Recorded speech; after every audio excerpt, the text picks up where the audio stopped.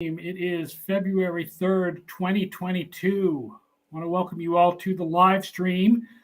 I'm Aaron Schatz, the editor-in-chief of Football Outsiders. Normally, I'm joined by Mike Tanier on Thursdays, but Mike is down in Mobile covering the Senior Bowl for us. So instead, we've got Derrik, Klassen, and Spratt here to take all your football questions. Thank you to everybody who's watching us on Twitch and on YouTube. You can ask us questions live during the chat. We also want to say hi to anybody watching us on Twitter or Facebook or listening afterwards on the Football Outsiders Podcast Network. We're here at 1 o'clock Eastern time. That's when we do these shows. Don't forget the Splash Play guys will be here at 2:30 today, talking about next year's best ball drafts. So they're already getting a head start on fantasy for next year. But we're going to stick with this year. I'm going to start by asking you guys what your feelings are about the Super Bowl matchup. I mean, we're not doing our full-on super preview until next Thursday. But, you know, what are your initial thoughts about Cincinnati and the Rams? I mean, I feel like the Bengals, they're pretty fortunate to be here. I mean, they've executed on offense, but the teams they've played have really struggled. And I think it's been a lot more issues in their execution than it's necessarily been the Bengals with creative game planning or things along those lines. I mean, Tannehill just threw those 3 picks that really sabotaged the Titans. The Chiefs seems like they maybe had alternatives rather than banging their heads into the wall in the second half, you know, not throwing deep or whatever the case may be. So I feel like it's going to be a problem for them dealing with a really good defensive line that's going to bring pressure. I feel like the Rams probably should be favored by more than they are. Yeah, I mean, I've been beating this drum for 3 months, but the offensive line has to kill them at some point. It's one of the worst that I can remember recently. And like the most recent one is what the Chiefs had to put up with against the Bucs, which to be fair was like a lot of backups, but we saw how that went. And Mahomes is even more talented than Burrow is, and that's not a take away from Burrow. He's been fantastic, but like it just feels like they have too much talent up front, and they still have enough in the back end that I think that's something that the Chiefs didn't have. I think that that's something that the Titans didn't have. I mean, just Jalen Ramsey alone, I think brings them a lot in the secondary that is going to help facilitate the pass rush being able to get home. And then honestly, it sounds incredibly weird, but like Eric Weddle has played very, very well since coming back. I don't know how. I don't know what they gave him. I don't know what he's been doing in the 2 years that he's not been playing, but he's actually been really good for them, both in coverage and being like a late fitter in the run game. So I don't know. To me, it just feels like this is kind of where the buck stops for the Bengals. They've had an awesome run. They're clearly ahead of schedule. They have a lot of resources to be better next year, but to me, it just feels like this is kind of where it ends. The ESPN, I looked up, ESPN's pass block win rates for the Bengals line, writing my preview. And oh my God, like the guards and tackles are all in the 50s at their positions. And the center, Trey Hopkins, is like 28th. I mean, their best guy is like Jonah Williams, and he's like fine at best. Jackson Carman, right? So last week, they took out Adonijah at right guard and put in Jackson Carman, and then Carman got destroyed. So Carman doesn't have enough snaps to qualify for ESPN's rankings, but if he did, he would be in last place among guards. Well, I mean, he was a second-round rookie this season. Like, right. You know, the team made the choice to not draft your Penei Sewell or whoever they could have had in the first round that would have been a real impact lineman. And in retrospect, I don't think you would do anything differently. It's like, you know, the Bengals were starting from a place where they had a lot more holes than they could address in one offseason and with one draft.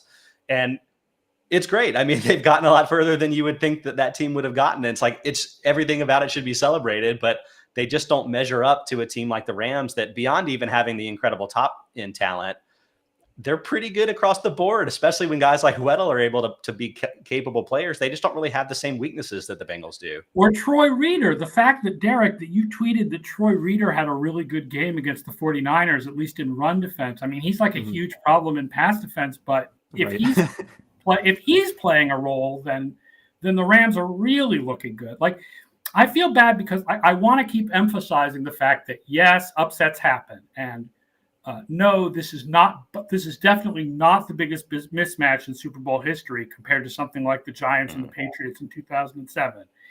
And we've got the Bengals winning like a third of the time. And things that happen a third of the time happen one out of 35.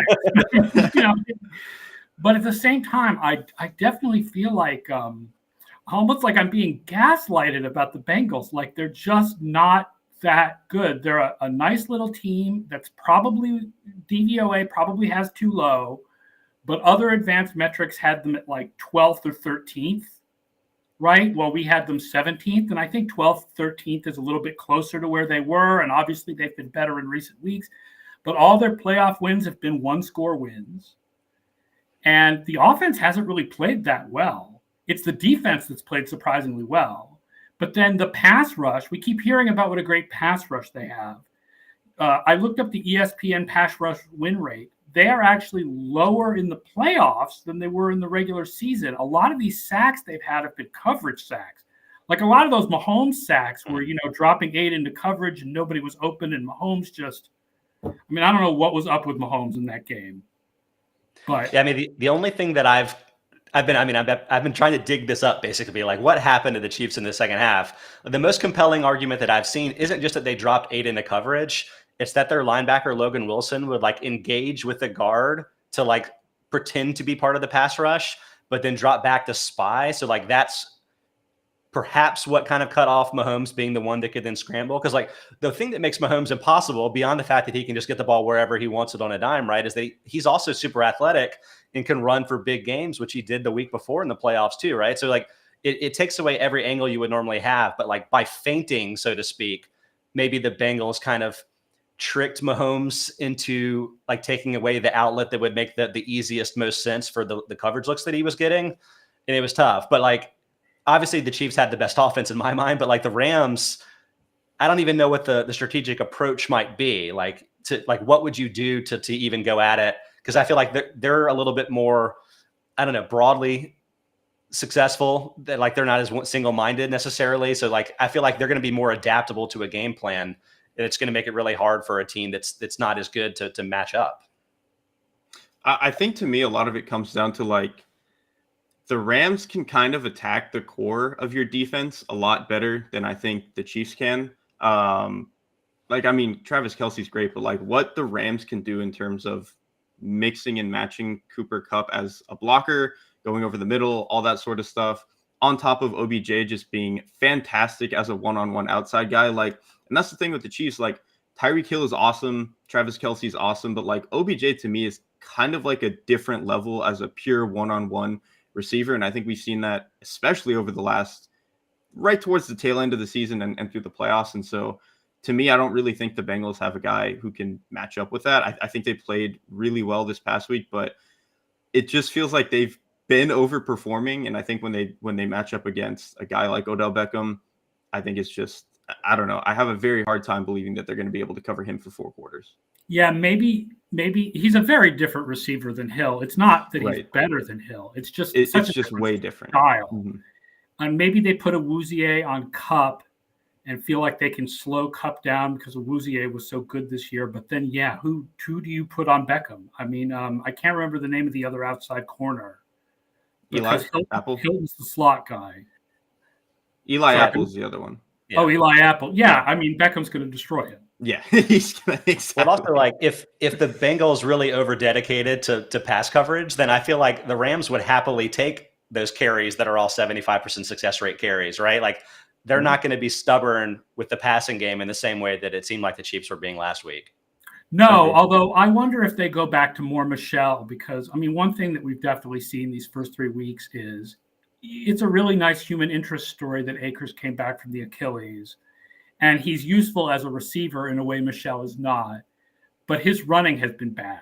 And I'm not just talking about the fumbles. I mean, the runs have he's just not fully all the way back. And well, I have a bit of a mixed mind about this, because like if you look at the full season, regular and postseason combined, minimum 50 carry type of deal, he's by far and away the lowest yards before contact per attempt. And like that's often something that I would put on the blockers, or maybe in this case in particular against the Bucs, against like his matchups have been against teams with really good defensive lines, really good run stopping games. And so I feel like, honestly, a lot of this has been circumstantial, and it may not be the case against the Bengals, who aren't quite as stout up front. But part of it too, I think maybe actually stylistic, because this was actually the thing with the team going from Darrell Henderson to Michel later in the season, where Henderson was putting up great statistics, great analytical statistics, like DVOA numbers. But I think both he and Akers are more home run style hitting runners, whereas Michel is like, I'm going to get my 3 or 4 yards here. And you may not get 10, but like it's a higher floor, lower ceiling type of running. And honestly, that might be a better way to move the chains against a team that you're worse than, because it takes that disaster scenario a little bit more out of the picture.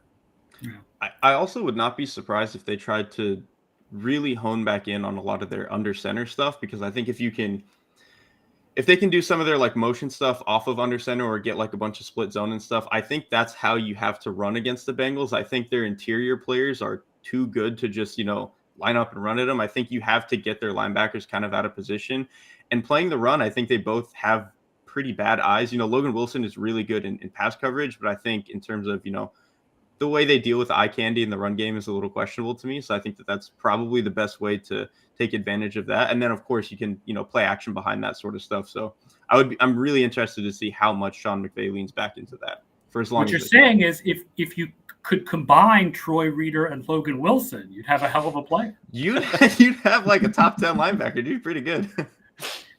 Joey Sucks asks, is Rob still of this earth, or has his immense bliss ascended him to a higher plane of being? Robert Weintraub, our resident Bengals fan, will join us next Thursday for the Super Bowl preview show. So he will get to hear me besmirch the Bengals for an hour, and he'll be able to defend them. And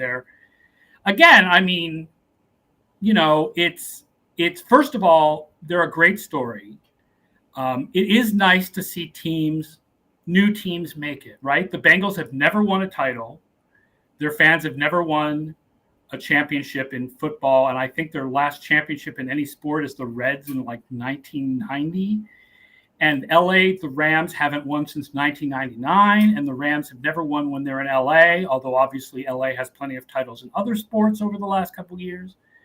But it's nice to see new teams make it. And the Bengals are a great story. And it's good that the best team doesn't always win. Like, we wouldn't want the top 2 teams in DVOA in the Super Bowl every year. Like, part of the fun is that lower teams go on runs and make it. But I just don't think they're the equal of the Rams, and I think the Rams are clear favorites. I think it's good, but like for Bengals fans, it's all still really encouraging, because even independent of this game, if you were measuring up which franchises you would want to be over the next 5 to 10 years, like how high are they on the list right now? They've got the quarterback. They've got all these resources. They don't really have a lot of bad contracts. Everything's looking up, whether or not they pull this game out or not. Yeah, the Bengals are going to be like the Tennessee Titans of 1999, who made it to the Super Bowl a little early in their development, and then were better the next year, but didn't make it back to the Super Bowl.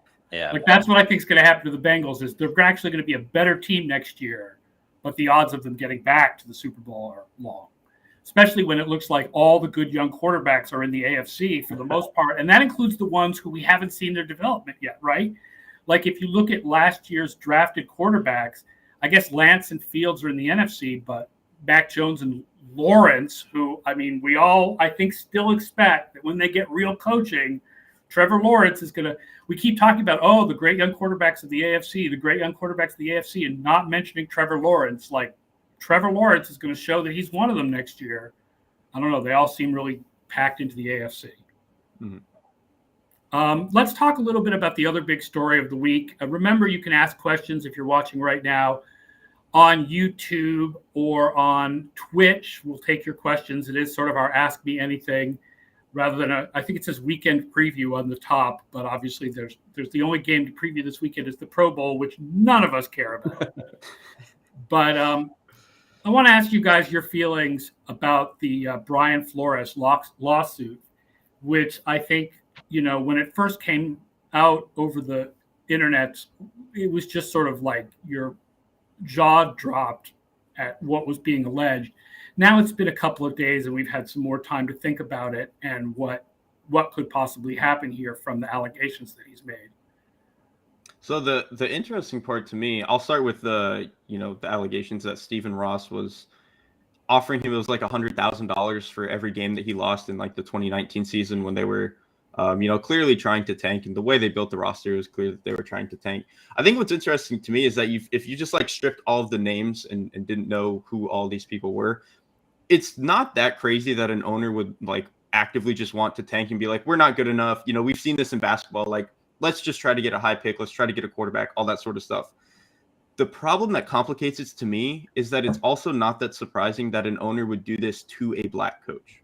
I think that's kind of the tricky part to me. And it's like somewhat similar to what we saw with the Texans and David Culley, where it was like pretty clear from the jump that this was not going to be a long-term thing for them, even though Culley ended up overperforming what that team should have done. That was a horrible roster, and they won more games than they should have. They looked more competent down the stretch. It was clear that they were getting better too. Like, the defense was horrible early in the year and got better. So like, to me, it was just, I think the complicating factor is that I do not really know if an owner would be willing to do this or willing to hire a white coach and do the same thing and offer this package or whatever.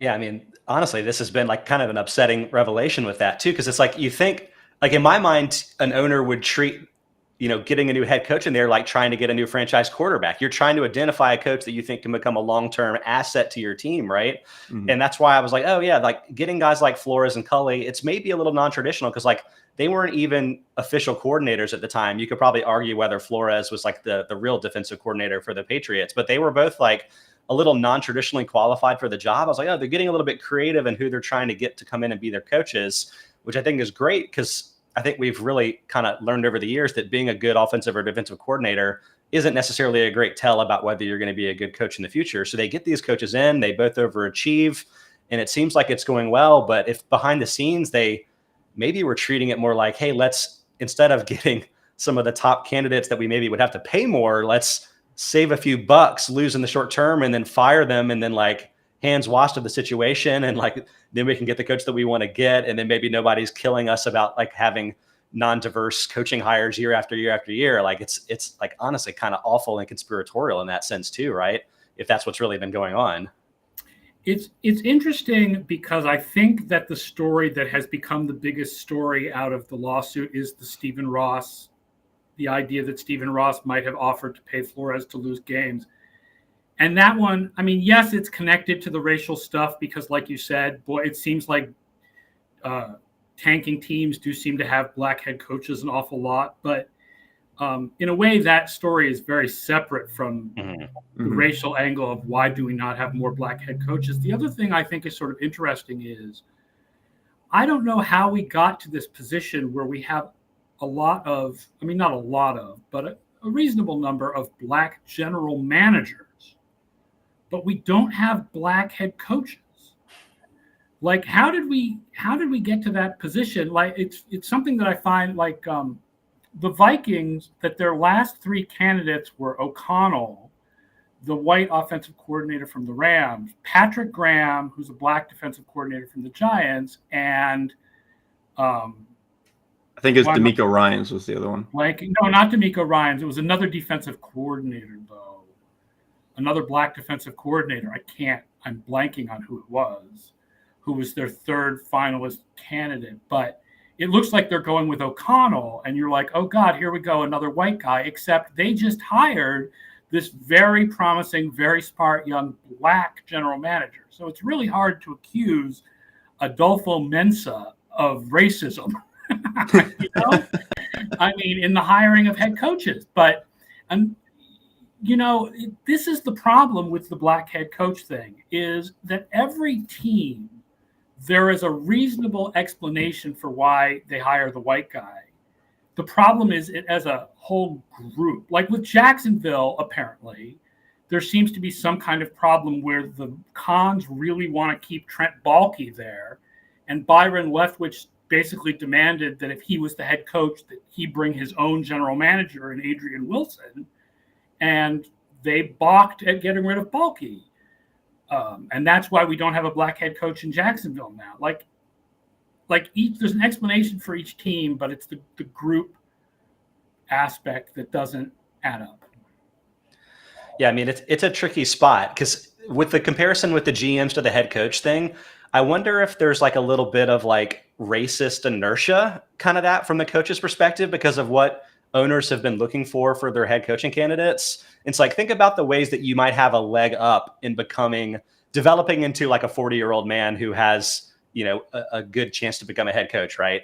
If your parents like were in coaching, that's probably a pretty good comparison. Like Kyle Shanahan being like a classic example, right? Well, 40 years ago, how many black head coaches were there then, right? Like fewer than there are even now, right? So that's an advantage that some of the best black coaching candidates probably don't have. If maybe being a quarterback, that would be a position for a player that might have more exposure to more elements of things that are happening in a football game, right? 40 years ago, how many black players were quarterbacks? And the answer is not very many, right? So it's like, this is like it might be that owners are more open for GMs because I think the skills that they're looking for, or they think they're looking for in a GM, they're more open to the idea that maybe different backgrounds could make sense for that role. And I think owners may need to kind of broaden their perspectives on what the skills are that make it for a good head coach. Because again, as mentioned, like being a good offensive and defensive coordinator, that doesn't necessarily mean that you're going to be a good head coach. But if the fact is that owners aren't even bringing in black candidates unless they're forced by the Rooney Rule, that kind of already tells you that they're looking at skills that may not be the right ones to decide who is going to be the best head coach in that sense. Mm-hmm. Todd Singer says Las Vegas would be very interested in hearing that Ross offered money to his coach to lose. Las Vegas, I think, not as in the Raiders, but as in Las Vegas. Right. I was about to say, I'm trying to get the Josh McDaniel connection. Like, it's complicated because Ross owns. He's an investor in the. He's an investor in the Action Network. Right. That is also kind of the trickiest part to me, is that when you are actively trying to lose while also being in bed with gambling companies, it's like, okay, this can get very illegal very fast. Right. And as for Steven's comment that we are three middle-aged white guys discussing why there's only one black head coach, I'll have you know we are only two middle-aged white guys. Right. I'm not there yet. I look older than I am too. Come on, let's not the middle-aged around just loosely. We are one middle-aged white guy and two younger white guys, one who's younger than the other one, discussing why there's only one black head coach, despite the fact that there being lots of good candidates. Although, again, you're stuck with the fact that you don't know. So much of being a head coach is this sort of overall CEO job rather than being a schemer on one side of the ball. As much as teams right now want to hire offensive geniuses and try to get that McVay and apparently now Zach Taylor magic, there's so much that goes into being a head coach that doesn't involve that. That's why the Jim Caldwell is sort of interesting, because Jim Caldwell has proven that he can do that stuff, right? Mm-hmm. He's not some young coordinator. He's like a guy who's been a head coach, went to a Super Bowl, has managed teams, has managed the egos in the locker room, has done all of that stuff, and yet is not getting another job. And it's like that. It's why Tomlin is as good as he is. He's not. I mean, he has taken over the defense at certain points, and he is a defensive guy, right? But he is much more of an overall exactly. CEO. It's very clear that they are good because he kind of has his fingers on everything and is very, very good at managing all of that stuff. Yeah, Todd Singer says, I was hoping for Dave Taub to get a chance at a head coaching job, but the buzz around him seems to have died down. Yeah, that's the Chiefs special teams coach.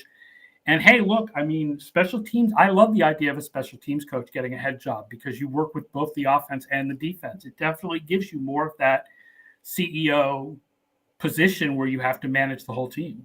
And you work with guys that don't want to be there. Nobody really wants to do special teams. I mean, some guys understand that it can project them into, getting a chance at the starting lineup. But if they had a choice, most guys would not want to be doing special teams. So the fact if you are a great special teams coach and can get and convince everybody to do this at a super high level, that probably means something. That's pretty hard. And it's good that we brought up the Chiefs, I feel like, too, because I get the logic that in a perfect world, you might want to have an offensive oriented person end up becoming your head coach, because there's the upside fear that when you're McVay and Shanahan is every year you're going to lose some of your staff because other teams are going to hire them away as a head coach. And so you would think it would create better continuity going forward if your head man actually was the one that was kind of the tone setter from that perspective. But then when someone like Eric Bieniemy never gets a chance, and like maybe there are reasons. I've always wondered whether the Chiefs having success into the postseason and maybe cut off his opportunities. But like even this year when they expanded the hiring rules where you can interview those guys before the end of the regular season and he's still not getting a chance, it's kind of hard to make the case that it's been unlucky because of like a trend. Like it seems to be a much broader issue.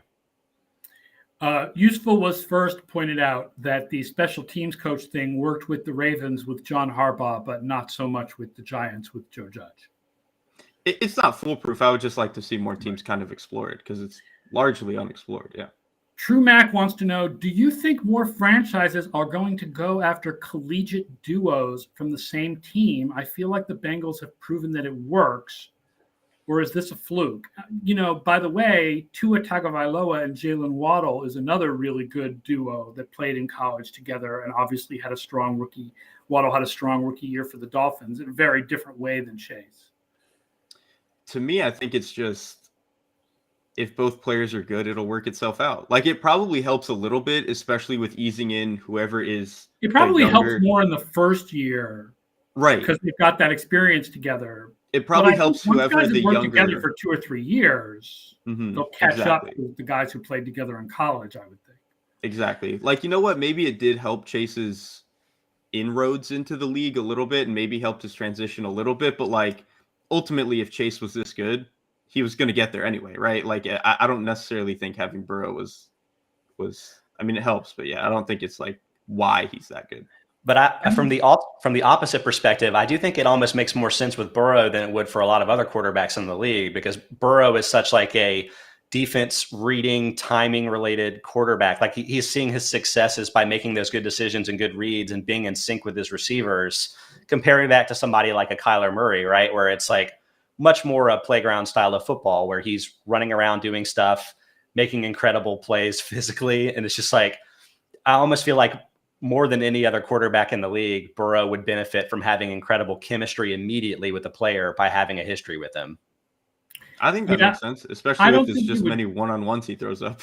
I don't think you jump a guy on your board. Like if I'm the Patriots and a wide receiver comes to me at whatever pick they have, 22 or whatever it is, and they're like, "Oh, do we take Alabama's second guy?" I don't know the name of their second guy, but not Mechie. Yeah, or do we take Chris Olave? Right? Like, I don't think the fact that Mechie has played with Mac Jones, I don't think they should really consider that. They should take the receiver who they think is best and fits their offense the best. Yep. Do you think the Bengals, like, if Burrow is advocating for Chase as opposed to drafting like a different position entirely, would you trust your quarterback's opinion? Like, hey, this guy is going to make it in the NFL. Like that probably is a part of the decision making, right? I do think it depends a little bit on the position of the quarterback in terms of like, I do think you would with Burrow because you took him first overall and he was really good as a rookie. Whatever the numbers were, I don't remember, but he looked like he belonged as a rookie. So I think when you pretty clearly feel like you have the guy, you're probably more willing to buy into whatever he wants to say. Whereas like, I don't know, at least for me personally, if Tua wanted something, I'd be like, no, we're going to figure out how we want to build this team. It's like, we're going to pick a receiver that's going to fit with the quarterback we replace you with. And so, sorry. Steven says the Bengals are projected to have $70 million in cap space after they cut Trey Waynes. What does the offensive line free agency market look like? It looks like mostly dudes in their 30s.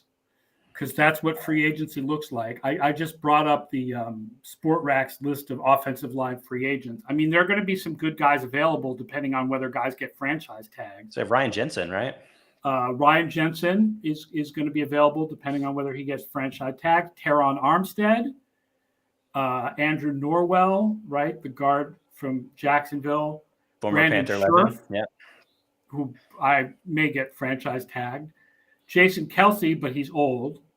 Trent Brown is an interesting one because the Bengals could definitely use a right tackle, but they do have Riley Reif there usually, and Reif is okay. He just got injured. What the Bengals really need is interior offensive linemen. They need guards and centers. Absolutely Guards agree. and centers. I would also say like Trent Brown doesn't really fit the ethos of like what the offense is. It would kind of be like it's like Orlando Brown being on the Chiefs. Like, he was fine, but I think he pretty clearly was not as good as he was with the Ravens, because it's just functionally the way that those offenses work. The Ravens are doing more things that make sense for a guy as big and strong as Brown. Whereas I think with the Bengals, like, with as much empty as they're in, maybe Trent Brown is not the greatest fit there. And then, like you said, they need interior guys. Reef is gone after this year. Okay. So most of the tackles that are at the top of the market are left tackles, but they could theoretically either move a guy to the right or move Jonah Williams to the right and see whether that works. Dwayne Brown, Teron Armstead, Cam Robinson, Nate Solder, who doesn't really have much left, Eric Fisher, and there's Riley Reef is actually on this list. So, Derrik, by virtue of playing kind of a different style of football than a lot of teams in the NFL, like they're not running play action and stuff, they're kind of like 4 wide or whatever, playing out of shotgun, that in my mind probably makes life a lot harder on offensive linemen in general. But like, does that style of offense, which obviously suits Burrow's skill set so well, so I don't think the Bengals are going to be changing what they're doing, but does that style of offense lend itself to a certain type of offensive lineman? Like, kind of like what you were saying with maybe some of the like lighter guys, do they make more sense for that team? I think so. I mean, I think also just like they don't really care about running the ball. They don't really care about diversifying their run game. They don't really care about having a lot of these pulling plays and, imposing their will, if you want to say that. Like, I just think they're not very interested in that. So you probably want guys who are a little bit lighter and are more pass protectors than run blockers. Which is why, like, honestly, like a guy like Eric Fisher probably doesn't really make sense. I think he's more of a run blocker than a pass protector, at least at this point in his career. So I think that's absolutely, a fair assessment to make.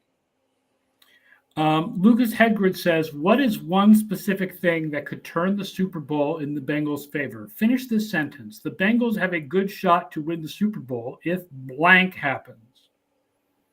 If Burrow just doesn't get sacked. And, like, he has some games where he can kind of do that, right? Like, where he, he's huge. He's like 6'4", like 225 or something. Like, he's a really big guy, and he moves well for that size, even if he's not, Cam Newton or whatever. And he has a great sense for when and how to move. So he's just going to have one of those games where he magically gets out of every sack, which is not impossible. He's had plenty of those games before. They just have to hope that it's not the Titans game where he gets sacked 9 times, because the Rams are too good to sack you 9 times and lose the game. I definitely did some research related to this and about like time to throw. And for Burrow, if he gets rid of the ball in under 3 seconds, or if he's holding the ball for only 3 seconds, including the like sacks and pressures and stuff that he's getting, he's not getting, sacked and pressured any more than anybody else. It's really when he starts holding the ball for more than 3 seconds that things get really egregious with that offensive line. And so, like, I would say if it's vanilla on the Rams defensive side, which makes it really easy for Burrow to make quick reads, quick decisions, and deliver the ball quickly, that's really a way that I feel like it kind of neutralizes to an extent the mismatch you expect between the defensive line and his offensive line. So, I mean, I feel like if they can get more creative, I mean, that's the thing I feel like with the Titans, and I know that the Titans lost, but from a defensive perspective, they do so much cool creative stuff. It's not just that their guys up front are just winning and getting to you. It's like they run stunts. They drop defensive linemen into coverage and bring not blitzes, but they're bringing like individual blitzers from non-traditional places. And so, like, if you don't know where things are coming from, that's when you're holding the ball and having a hard time making decisions. And so you feel like if the Rams get too vanilla defensively, maybe that makes life too easy on Burrow, and he can beat pressure with quick decisions. Although I will point out, Burrow was the number 3 quarterback against the blitz this year by ESPN's QBR. So, complicated stunts and twists might be better than blitzes. Well, it's not like what the Titans would do. They weren't blitzing per se, but they were basically maybe bringing a cornerback as a rusher, but then having a lineman drop into coverage, and that's how you don't end up bringing too many players in pass rush where, Burrow can kill you with the one-on-ones, but at least vary the looks is what I would say. I'm going with the commenters. I mean, I do think that the answer to that sentence is the Bengals have a good shot to win the Super Bowl if Stafford throws a couple of bad interceptions. I will say, I think Stafford's interception happiness is a little bit overstated. He had a few interceptions this year that were basically arm punts. They were like 45 yards downfield on 3rd and 10 type interceptions. And also, all of his worst ones just happened to be on prime time. Right. Like, he played a lot of other really good and clean games where he was not doing that, and then he just had his worst moments, it felt like, in that 4-week stretch or whatever, where they had like 3 primetime island games. And I think it's hard to forget that. I don't blame people. If you're not watching every game, it's very easy to remember, when he throws a pick 6 in his own red zone. Well, the fact that they all came on his side of the field, maybe that's a randomness thing, but I think just an outsider looking in would be like, well, that's probably part of the field where he should be more conservative. And it's like that's the part of the field where the defenders are more spread out vertically. So like you would think that would be where you would have fewer interceptions, and it being the opposite kind of makes you snap judge that like Stafford has something very wrong with his approach. But then, in the playoffs, with the interception that I'm thinking of on that pass to Cooper Kupp was right in the end zone, so it wasn't on his side of the field at all. Steven says, you're telling me he's due for another pick 6. Well, that's sort of gambler's fallacy, I suppose. Right. Well, is he more due for that, or are the Bengals more due to just win a Super Bowl, right? Or, are the Bengals due for a down game after having, not counting Week 18 when they had their starters, the Bengals have won 6 in a row. But most of them they've won close, right? Or the Bengals due for, to get outplayed a little bit. Competing dues. Yeah. Right. See, that's the problem with the gambler's fallacy. There's always another angle. Completely competing things. I want to remind readers who are watching and listening, by the way, the 19th annual Football Outsiders Awards balloting is up. This is our 19th annual getting your thoughts on who should win the MVP and Rookie of the Year and Coach of the Year and Executive of the Year, but also all those special Football Outsiders Awards like Keep Chopping Wood and Unit of the Year and who's most likely to improve next year or decline next year. So I thought I'd ask these guys their thoughts about players they thought were particularly likely to improve or decline next year. Starting with improve or breakout, like breakout or improving players for next year. Derrik, I think we should definitely start with quarterbacks while we have you available, right? Because 2 of the guys that stand out to me from a metrics perspective are Trevor Lawrence and Justin Fields, both of which were among the position trailers in Yak Plus. And to me, especially in Lawrence's case, it's a very easy dot to connect of, hey, he's surrounded by not very good skill players. And if we can improve that, maybe improve scheme with the new head coach and stuff, those quarterbacks seem like they could take pretty marked step forwards. How do you feel about that? 100%. If they get just a competent coach in Jacksonville, which they haven't hired one yet, so we don't know. But I have to imagine that they're going to look a lot better there because, coaching was really the big thing. Because honestly, if you look at their receiving room coming in to the year, it wasn't. Yeah, it looked like you were like, okay, this isn't the best, but this should work. Marvin Jones should be a pretty decent X receiver or whatever. Laviska Shenault is not the best, but he clearly should have a role. And then you watch them play, and it was like, is anybody teaching them where their landmarks are on routes or how to get out of their breaks? It just seemed like nobody was doing anything. So they looked even worse than a group and their best receiver, they lost their best receiver for the year very early on in DJ Chark, right? Right, so, exactly. And the Lions were kind of on the opposite spectrum. You look at their receiver room coming in, they looked horrible. But truthfully, they probably outplayed what they were supposed to be a little bit, which makes me believe that the Lions have some degree of competent coaching there. So I think if the Jags can get any degree of competent coaching, that Trevor is going to, look like the guy that we thought he was. And then the thing with Fields, I'm still really interested to see what they do offensively. I don't know if they hired an offensive coordinator or not. I don't remember, but I think to me, it's more just about fixing the offensive line for him. I think their receivers were fine. I think a lot of his issues were just because his timing could be a little up and down. They really needed to make sure that he was clean. And so I expect him to figure that out himself a little bit. So if they can get, him to develop and then fix the offensive line a little bit, I think the Yak thing will kind of sort itself out. Trexel is asking how to vote, by the way. If you go to Football Outsiders, there's going to be a graphic up telling you to vote at some point. But right now, if you just go to the extra points section, there's an extra point pointing you to the balloting. So that will get you a chance to vote. But also there'll be a graphic coming up and stuff on social media and all that with how to vote, because we're keeping the voting open for a week and a half until the day before the Super Bowl. So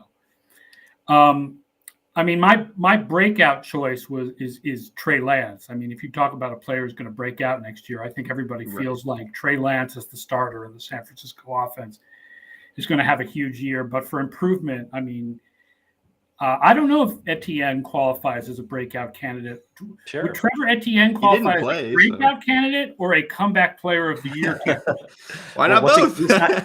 He's not coming back because he'd never played in the NFL before, right? Yeah, true. But I think Lawrence is as good a pick as any for somebody who's going to improve because he was not. I mean, he was really bad this year, but the talent is still so much there.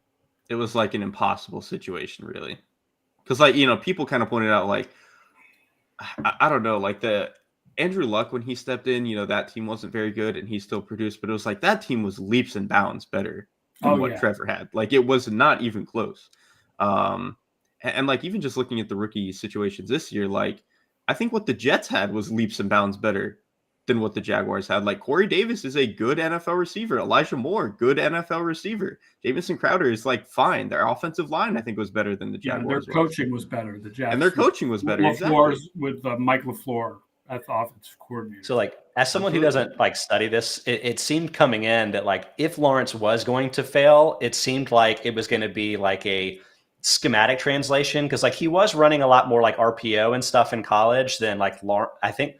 Correct me if I'm wrong, but I think Luck was running a much more traditional NFL style offense back in college, right? So that it's was like a real offense. Yeah. There was still more projecting that was happening with Lawrence, even if his physical tools were just incredible. But I also got the sense that this season, like he was failing in like impressive ways, right? Like he was doing like the full field reading, making ambitious throws, like clearly demonstrating the physical talent and stuff. And there were all these other problems around him, but like nothing that happened this year is like worried you that he can't process what he's seeing or like make all the throws, right? Like all of the pieces seem to be there, but they're just not combined yet in a way that works. That's the thing. It's like he showed a lot of moments where his processing was actually really good. It's just that the coaching and personnel was so bad that like there wasn't consistently things worth processing. You know what I mean? Like it was impossible to actually read things out correctly and make the right throws. He's like, it just wasn't there. It turns out all three progressions led to a bad outcome, but he got to them all. It's like, what do you want him to do?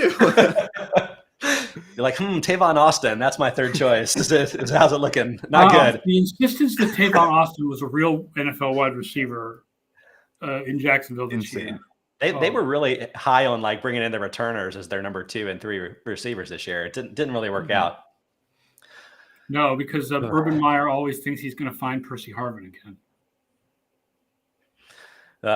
So thinking about other players that maybe could break out or maybe improve next year, I got to shout out Javonte Williams. I know we talk about him a lot, but since he went to North Carolina, I love pointing out that he led his position in avoided tackle rate this last season. So you get the sense that if he got 250 total touches, he would be an absolute star in the league. He obviously looked great in that one game when he did play. Yeah, Gordon will be a free agent for Denver. Hopefully they'll let him have the full reins, whether or not that is the total right strategy for a team from a competitive standpoint. That would be fun from a fantasy footballer's perspective. I'm happy to say that I have him in a keeper league, so go Javonte Williams. Nice.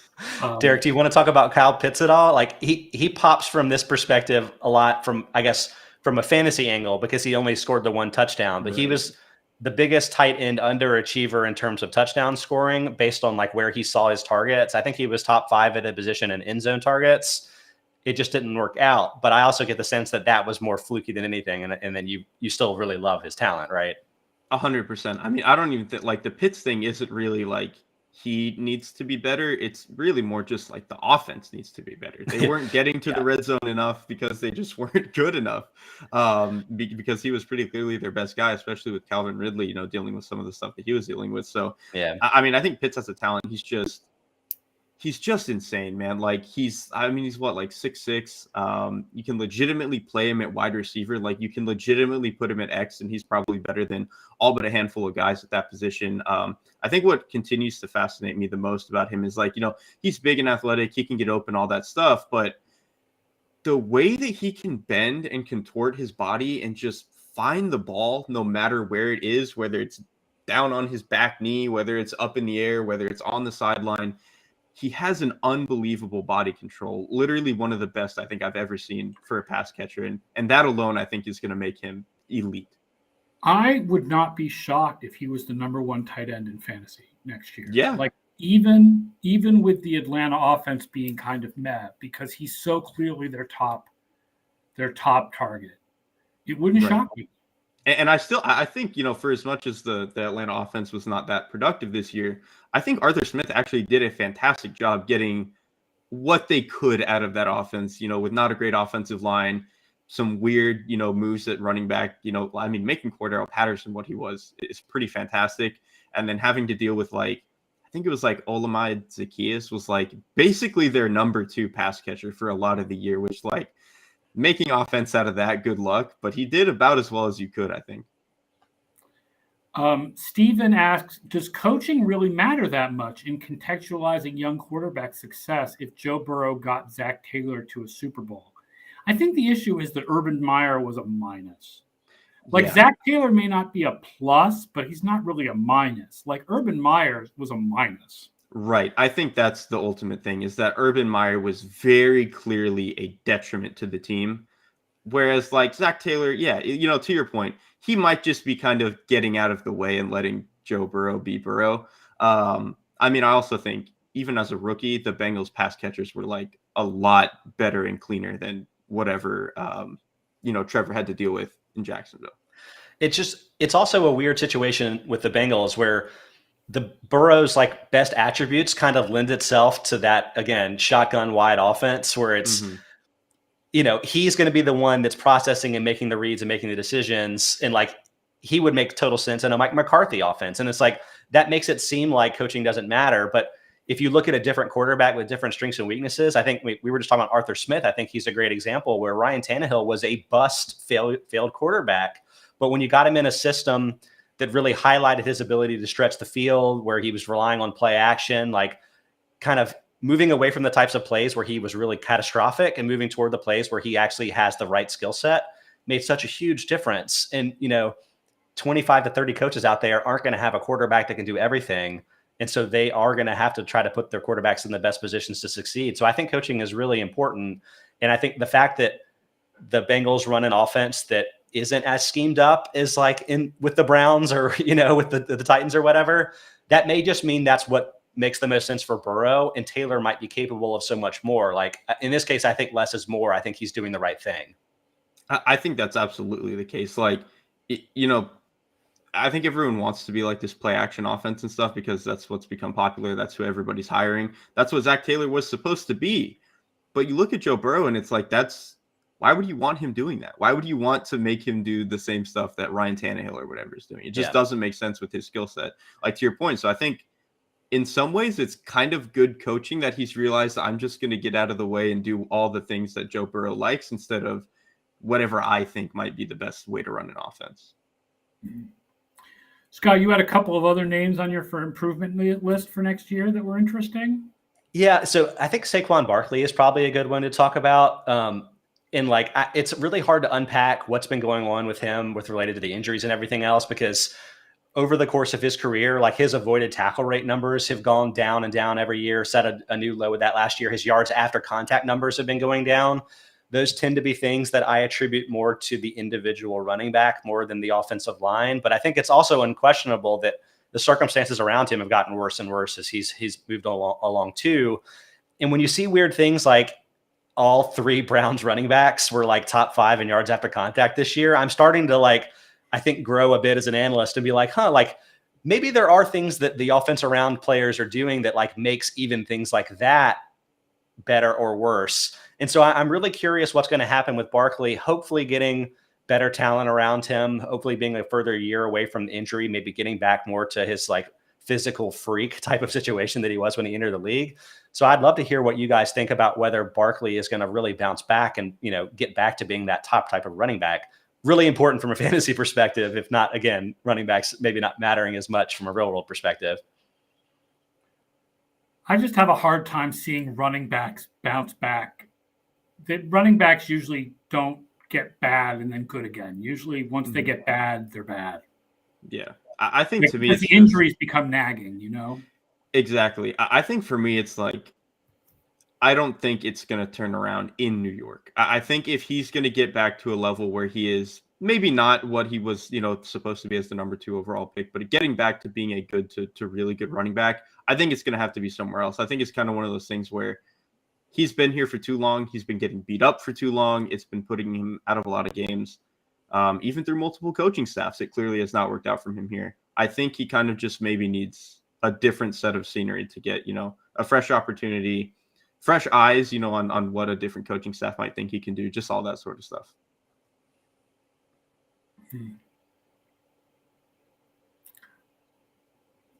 Joey Suck says the real problem with running backs these days is that they don't have cool nicknames. Barkley would be better if we called him Jet or something. I don't know. There's like a continuum where the cooler your real name is, the less I want you to have a nickname. And to me, Saquon is beyond that. Saquon is such a great, awesome name. It's almost like LeBron James, right? And I know that he's King James, but he's way more fun to just call LeBron, right? So it's to me that there's a little bit of a spectrum there. If LeBron named his kid Braun, Saquon could just name his kid Quan. There you go. The natural progression. And Quan, I've definitely heard that. That's a good name. That would work. Not as good as Quez Watkins, but All right. Let's wrap up this show. This was really good, talking some Super Bowl, talking some coaching changes, talking about players on the rise for next year. I want to thank everybody who's been watching the show. I want to thank everybody who's been listening to the show on the Football Outsiders Podcast Network. Don't forget to subscribe and like the show to help other people find it. Don't forget about the Splash Play guys today at 2:30, talking about best ball drafts for next year. Don't forget to vote in the Football Outsiders Awards. There'll be graphics on the site showing you where to go to vote. We want to hear from you. And I will be back on Monday with another sort of let's catch up on the news, ask us anything show. And then Thursday will be the big Super Bowl preview show next week. So thank you, everybody. Thank you, Scott. Thank you, Derrik. Thank you, everybody, for watching and listening. And have a great weekend.